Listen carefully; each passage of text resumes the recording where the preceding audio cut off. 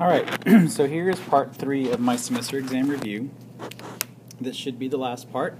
So again, if you do have any questions, make sure to ask. Okay, here we're doing division. What you need to do first is factor, so I'll show you how to factor again. Keep in mind the plus minus should be plus minus 3 and 1, because 3 times 1 gives me 3, and 3 minus 1 gives me 2. Minus plus is a minus minus, and that gives me minus 1, because those are the only numbers that multiply to give you 1. Now, realize what I've done here.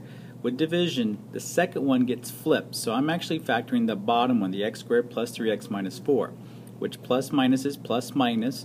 Numbers that multiply to give you 4, subtract to give you 3 would be 4 and 1. Then I'll do the one on top on the bottom, because remember, with division, we flip. So plus plus 2 and 4, and then I start crossing out everything that doesn't match or doesn't happen top and bottom. When you do that, you end up with a final answer of x plus 3 over x plus 2, because I had an x plus 4 and an x plus 4, x minus 1, x minus 1, x minus 1, x minus 1. Okay. The important part here is being able to factor. So you've got to make sure you know you're factoring. You know, your plus minus, I would add that into my formula sheet. Okay. If not, well, you might be in trouble.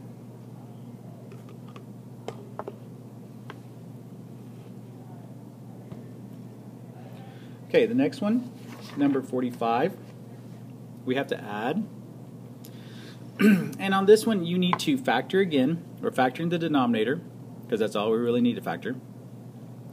And the reason why is because you can see here, in the first one I have an x plus 2 and an x plus 1. On the second one, it's just x plus 1. They need to match up. You have to have a common denominator before you can do it. So, I match them up by multiplying by an x plus 2, and if I do that to the bottom, I need to do that to the top. So what I end up with is 4x minus 1 plus 3x plus 6, because I multiplied the 3 out, over the x plus 2, x plus 1. Okay, combine your like terms, you end up with 7x plus 5 over, if I multiplied out x plus 2 times x plus 1 goes back to what it originally was, x squared, don't know why I put cube, x squared plus 3x plus 2.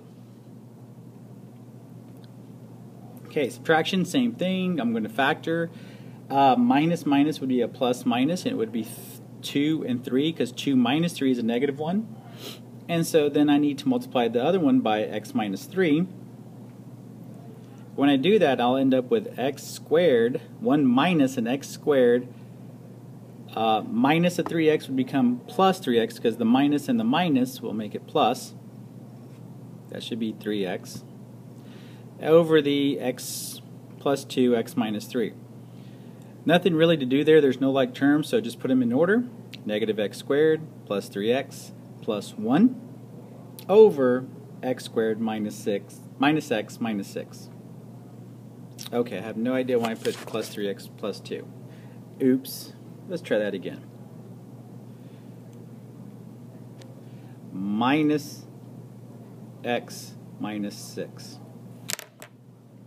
No clue. Alright. The next one on 47 and 48, they actually come from one section. So look at page 592 through 594. And that'll help you with that. So what you want to make sure you do is copy those notes, or copy that onto your formula chart. Page 592 through 594. The x plus 4 minus 5, that's going to become x plus 5, x minus 1. When you factor out the 4x minus 5, plus and minus is plus minus. 5 times 1 is 5. 5 minus 1 is 4. Okay? That's over the x plus 1. That's all you need to do here. Now, zeros are the ones that do not cancel out on top. So if I set both x plus 5 and x minus 1 equal to 0, then my zeros are at negative 5 and positive 1, basically the opposite. My asymptote is from the denominator. Whichever ones don't get canceled out, in this case the plus 1, which will become negative 1. That's that. So again, you might want to look at page 592 and through 594 and make sure you understand those notes or have those notes. Number 49, let's multiply to get rid of the x. So I multiply by x, that gives me x squared plus 2x equals 3. Everything got multiplied by x. Realize that. So the theme for rational functions is you want to multiply by x or multiply by the denominator to get rid of it. You just want to get rid of it. Okay, so there, move the 3 over, so I have x squared plus 2x minus 3. It's a quadratic function, so you can solve it by factoring in this case. So x plus, x minus, and that would be 3 and 1. And then the answer is the opposite of those, negative 3, positive 1. 50, you can cross multiply. So that one's a little bit easier. 2x times 1 is 2x. 2x times 7 is 7x. 7 times 5 is negative 35. Move the 7x over, you get negative 5x equals negative 35. And then divide by negative 5 to get positive 7. Okay, so cross multiply if you need to. If I were a betting person, I would say 50 is probably going to be the one you're going to get, but you could get a problem like 49. Problem like 51, all you need to do is put it in the calculator, 27 to 2/3 power, and you should get an answer of 9. So that one's pretty easy. Problem like 52. Okay, what we need to do is get rid of the 3. So that says times 3, so I'm going to divide 18 by 3. That will leave me with x minus 11 equals 6. Then square it. When you square it, that will get rid of the square root, leaving you x minus 11 equals 36. Then add 11, you end up with 47. So not a very hard problem. The key there is remembering to get rid of a square root, you need to have a square, because a square root and a square cancel each other out. But that's there, and you still have to square that one. Don't forget that. Okay, next problem. 58, same thing, but less time. We have to subtract by 5 first. So 9 minus 5 is 4. So I'm left with the square root of x minus 3 equals 4. Then square everything. That leaves me with x minus 3 equals 16. Because remember, the squaring gets rid of the square root, but the number that's equal to has to still be squared. So if I add 3 to 16, I get x equals 19. Alright, so we're getting down to the tail end of these things. The piecewise functions. I was going to do it by hand, but also remembered there is a way on the calculator that you can do this. You're looking for controlled times, and you're looking for the answer, the choice there on the controlled times that has 4 boxes. Okay, one where you type in the function, and one where you type in the inequality. Okay, so again, controlled times, and if you need me to show you that, ask. Okay, but basically this is me drawing it by hand, and you can kind of see there left and right how it went. Close dot, open dot. But the big key there is you're looking for controlled times, and you want the answer choice that has like 2 boxes, or actually 4 boxes, like that. And then you could type them in and hit enter.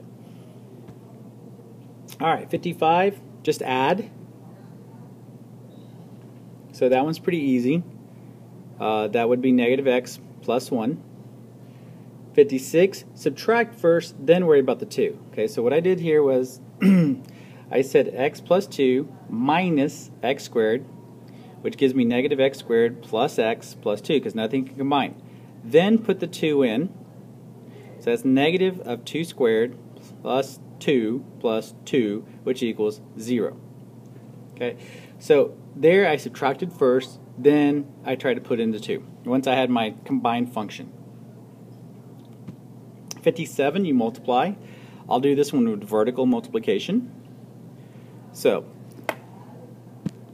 2 times negative 1, or negative 1 times 2 is negative 2.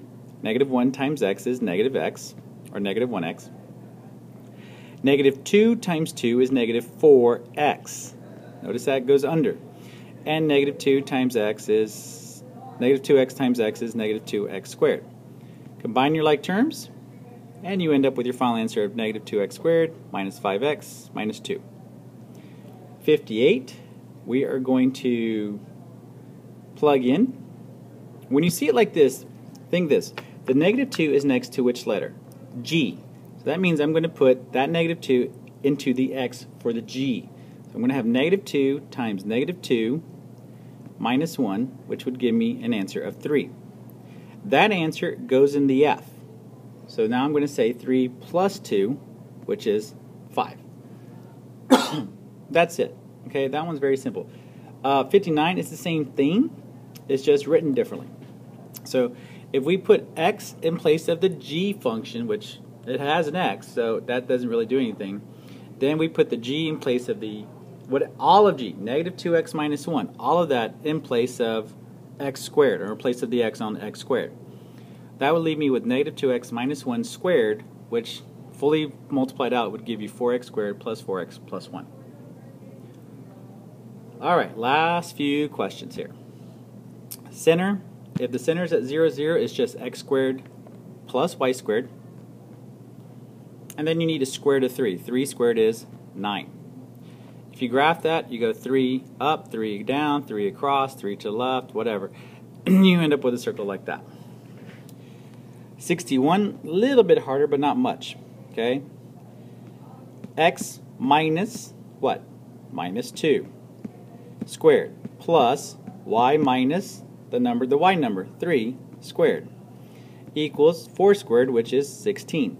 Okay, so that tells me I go at 2, 3, 4, all in all directions, and then make my line. Okay, number 62. Remember, if it's plus x squared and y squared plus, and the numbers are different, that's an ellipse. So that's an ellipse.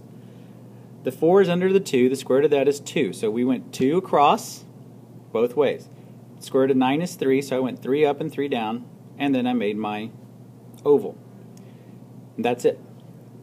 Also make note of where your vertices are. Which ones are your vertices? With ellipses, the bigger numbers are the vertices, and the smaller numbers are the co-vertices. 63. Okay, that one's going to be a hyperbola. When you have subtraction, it's hyperbola. The square root of 16 is 4, so I went up 4 and down 4 because it's under the y. The square root of 9 is 3, so I went to the left and to the right 3 because that's under the x. With hyperbolas, you use those to make a box, and then connect the corners to make an asymptote.